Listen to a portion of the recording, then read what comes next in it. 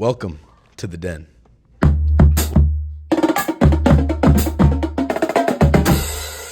Welcome back, guys. Your host, Merrick DiCarolis here, along with my co-host, Caden Martz. What's up, guys? How you doing, Merrick? I'm doing all right, Good start to the week, I'd say. Pretty good. How about you? Pretty solid, man. Pretty busy. But Busy? Oh, yeah. A lot of math homework? A lot of math homework. All right, let's jump right into it.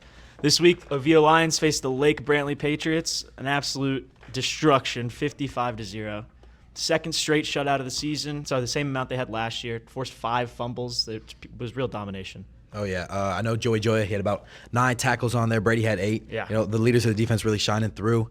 And just a great game and a great stretch of games. Hopefully we can keep that going. Absolutely. The complete opposite from last season. Last season was a shootout, 60-47, I believe. But the defense really showed up this week. It's the 4th straight victory over the Patriots in 6 seasons. We beat them 4 times. Jerome Curry back in his starting job. A bit of a rib injury against Sickles, but he's back. 178 yards, 2 touchdowns, averaging 25 yards per attempt. Yeah, Jerome, he played great at quarterback, but Brock Joyce, he's shining his role, Absolutely. He's a great athlete, great running back. Scored 2 touchdowns, 5th and 6th of the season. He's had a great start to the season, really. Oh, yeah. This week we're looking at Lyman. Hopefully, we're looking at another win there. Yep. Last season, that was the deciding game of the district. Got the Lions in the playoffs with that victory, 49-21. I think the Lions are going to handle Lyman again this week, really. You got any predictions for the game? Oh, shoot, man. Our offenses, they're playing great. Our defense is playing great. I think they're a little tougher than Brantley, so probably say 35-14. Yeah, that's what I was thinking along the same lines. My prediction, 42-14. I think Lyman's got a lot of speed on the outside. Sev Kroom, he's got Division I offers. He's a really, really fast player. Transferred from Seminole at wide receiver. I imagine they bust at least 1 or 2 touchdowns. I don't think they're going to be able to move the ball consistently on us, but they should. I imagine 1 or 2 explosive plays. Just little mistakes by the defense will give them a couple of points. We'll get right into our newest segment here at Central Florida QB Draft. We're just going to go back and forth, picking QBs that we like for the future and for the now. Absolutely. Like we've mentioned before, Central Florida has a wealth of talent at the quarterback position. Lots of Division I kids, over 10 Division I quarterbacks just in Central Florida.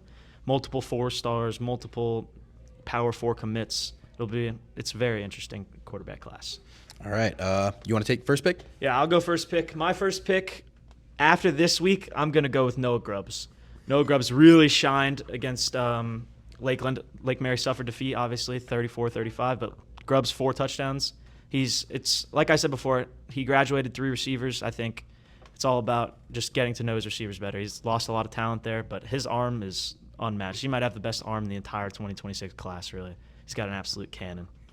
That's a good pick right there. I think Grubbs, he did play as the best quarterback you could say this week out of the top 2, but I'm going to take the other one. Brady Hart, Michigan commit, Coco quarterback. Obviously, he did pick up that win or that loss against IMG, and it was 3 interceptions. This is the worst game that he's had this season, but all of his numbers before that one game against a super hard opponent were beautiful. He's got that amazing connection with Boggs, and I think he's just the most college-ready quarterback. Yeah, he had a tough game against IMG, but saying he's the most college-ready quarterback, but then throwing 3 interceptions to a bunch of future college football players is interesting. I think Grubbs is definitely the most ready maybe right now, but I think Grubbs will have the best career. Just he's got all the traits Noah has, really. All right, my next pick, I'm going to be taking Darian Coleman, the Jones quarterback. Dang it. 21st ranked quarterback in the nation. He's a Miami commit. He's got an absolute cannon of an arm too, really. He's a little small, on the smaller side, only 160 pounds. Not as mobile as you'd think at that size, only 5'11", but really he's got an absolute cannon of an arm. He is thrown to a 5-star receiver, Florida commit Vernell Brown III, but I still think he's the number 1 quarterback. Watching him, he played at Oviedo last season. He had a great game. I just think he's got the most upside. He might have the most upside out of this entire list. Oh, yeah, and Jones, we'll get to them later, but I think their issues that they are having right now is not with him. No, not at all. The O-line has not been great for Jones. They've struggled to run the ball, really. Most of their offense has just come on big, explosive passes, really, from Darian Coleman to Vernell Brown. All right, I'll take the next pick here. Maybe a little bit of a reach, but I'm going to go with Bjorn Jurgensen. I saw him play in person. I saw what he did to my Oviedo Lions defense, and he's just explosive. He's got the numbers down. He's agile. He can move, and he's got a cannon of an arm. I think he's leading the team really well. We'll get into them later, obviously. Not the best week for them, but I think with a guy like Bjorn who can just sling the rock and move, Yeah, absolutely. He's got a lot of upside for college. I think he's one of the more underrated quarterback prospects in the entire 2025 class. He's the 55th ranked quarterback in the nation. After watching him play against Oviedo, I can't see how that's possible, really. Oviedo's defense these last 2 weeks have proved that they're really good, and he put up 45 on him. And I just think he's really good. Obviously, a Virginia commit. I really like that pick. I don't think it's a reach at all. That was my next up. All right, my next pick, I'm going to be taking Joseph Allen, the O'Galley quarterback. He's oh my gosh, only a this guy. sophomore in high school, and he's leading O'Galley, one of the best teams in the entire state. He's got 7 offers so far just as a sophomore, including UCF. Like I said before, class of 2027. He's just really talented. He reads the field so well. I just think he's got one of the highest quarterback IQs of a high schooler I've seen. All right, that's a pretty good pick. That's a pretty bold pick, taking a sophomore there. I like him. He's really good, man. He's got his potential is insane. Leading O'Galley as a sophomore is ridiculous. All right, my next pick, I'm going to look here to the Dr. Phillips quarterback, Stanley Anderson Lofton. Watch some of this kid play. He's 6'2", 215, and he looks it. He's got a huge frame. When he throws bullet passes, they're zippy, they're quick. When he throws his loft passes, they get right on the money. I think his throwing motion looks a little weird, but it gets the job done. Middle Tennessee State commit. He only scored 6 points this last week, but we will get to that game as well because they beat Apopka. Facing Apopka, yeah. One of the best, maybe the best defense in the entire state. They're absolutely ridiculous. If only their offense could keep up, they could be state title contenders, truly. But yeah, Lofton is really talented. He's got a great frame. As I agree with you, his mechanics are not great.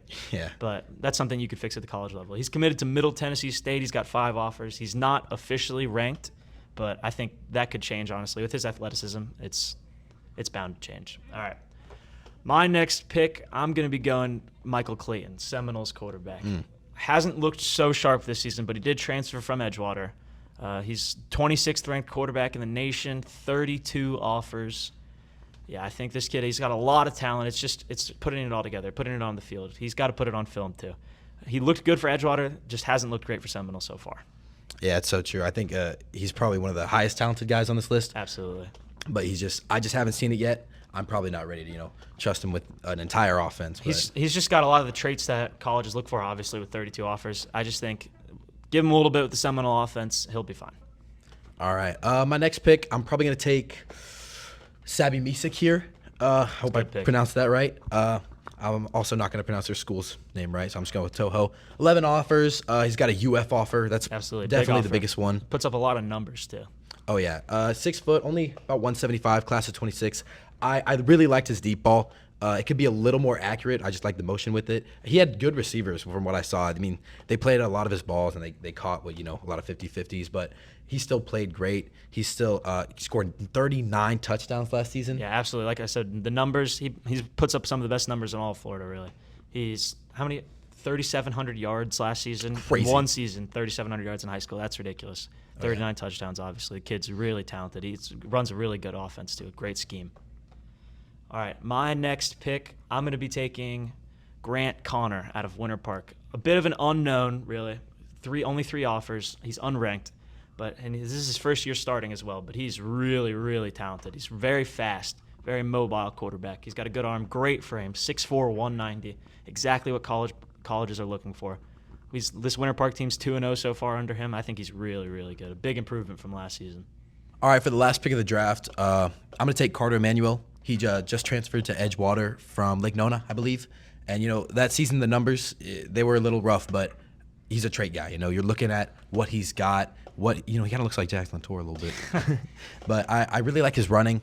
I think he's got like 11 offers, 60th ranked in the nation. But I'm just really looking for him to put up numbers. But the traits are there, and he has the potential. He's in a great offense with Edgewater. Oh, yeah. He transferred from Lake Nona to Edgewater. Really talented kid. He's only a junior. He was a sophomore last season. He was splitting reps at Nona, decided to go to Edgewater. I think he'll fit in really nice with Edgewater. I think Edgewater's going to bounce back this season. I see them winning out. All right, we're going to get into our final segment of the day, our top 10 rankings. Number 1, staying where they're at, even though they suffered a loss, Cocoa. It was a tough loss, 34-14. They could have made it a little closer, I think. Brady Hart, as we talked about, his 3 interceptions. But it really is hard to punish a team for losing to one of the greatest high school programs of all time in IMG Academy. So many prospects, so many recruits. Absolutely. They put one of the most impressive high schools in the entire nation, just constantly putting kids out there. They've got a lot of NFL players that went to IMG.